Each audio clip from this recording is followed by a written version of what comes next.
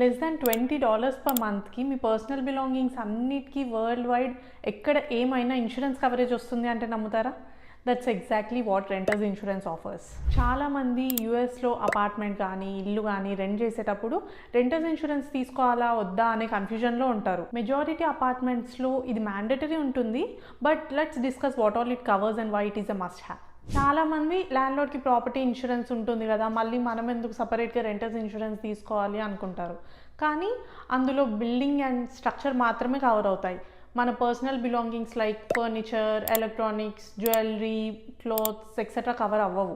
And ఈ personal belongings అన్నీ మనం అపార్ట్మెంట్లో ఉన్నప్పుడే కాదు, బయట ఎక్కడైనా అవి పోయినా కూడా we can claim them. For example, if we lose our laptop or mobile in our car, we can still claim it with our renters insurance. అంతేకాదు, ఎయిర్పోర్ట్లో మన లగేజ్ మిస్ అయినా కూడా ఈ రెంటర్స్ ఇన్సూరెన్స్ నుంచి మనం క్లెయిమ్ చేసుకోవచ్చు. ఇది రెంటర్స్ ఇన్సూరెన్స్ నుంచి వచ్చే ప్రాపర్టీ కవరేజ్. బట్ ఇది ఒక్కటే కాదు, దీని నుంచి మనకు లయబిలిటీ కవరేజ్ కూడా వస్తుంది. లయబిలిటీ కవరేజ్ అంటే, ఇప్పుడు మీ వల్ల యూనిట్లో ఫైర్ స్టార్ట్ అయింది అనుకోండి, పక్క యూనిట్స్కి దానివల్ల ఏమన్నా డ్యామేజ్ అయితే ఆ యూనిట్ కూడా ఈ ఇన్సూరెన్స్లో కవర్ అవుతుంది.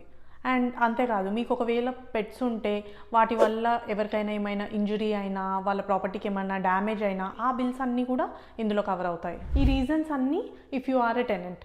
బట్ అదే మీరు ల్యాండ్లార్డ్ అవుతే మీ టెనెంట్స్ అందరికీ రెంటర్స్ ఇన్సూరెన్స్ ఉండడం వల్ల మీ ప్రాపర్టీ ఇన్సూరెన్స్ ప్రీమియం సిగ్నిఫికెంట్లీ తక్కువ ఉంటుంది. ఇన్ని అడ్వాంటేజెస్ ఉన్నా కూడా this is one of the cheapest insurances in the market. And మీరు ఒకవేళ ఆటో ఇన్సూరెన్స్తో బండిల్ చేస్తే ఇంకా తక్కువకి వస్తుంది. Share it with someone who may need it.